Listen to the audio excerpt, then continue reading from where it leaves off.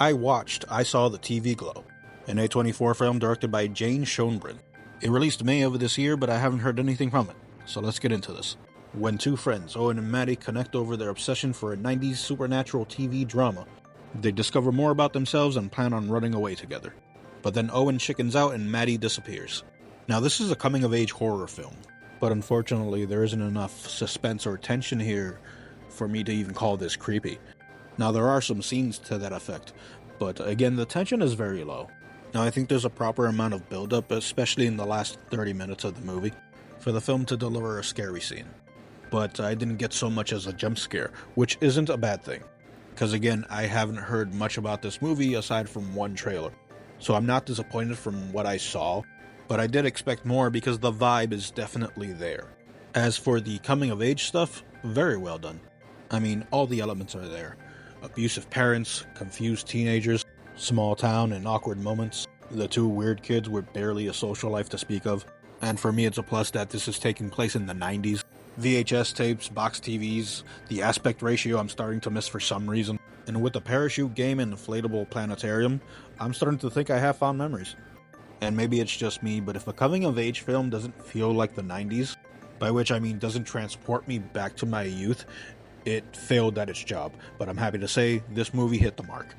Justice Smith and Bridget Lundy Payne are our two main leads in this movie, and remember, this is just my opinion, but they have a weird, odd connection that absolutely works, and maybe because this is just A+ acting, because while they have chemistry, their connection is exactly those two weird kids in school that found each other and are just the bestest of friends, but they're also both so monotone.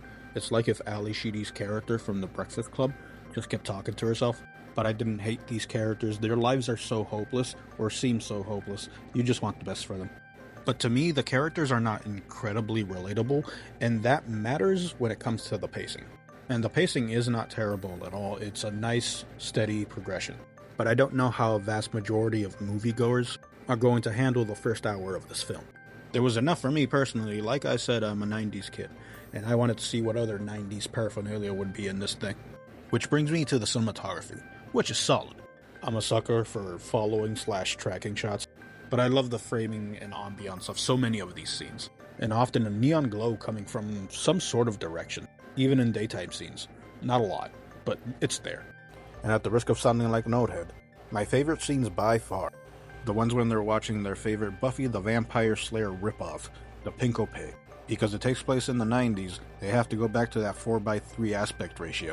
And that grainy TV quality of the day, that's that good shit. And as you might have guessed by watching the trailer, two worlds collide and reality starts to fall apart.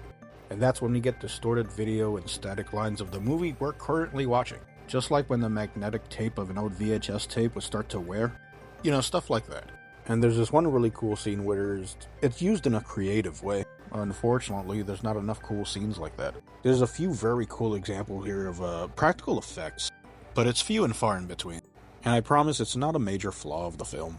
But I really feel like the film failed to take advantage of every opportunity to wow the crowd. You know what I mean?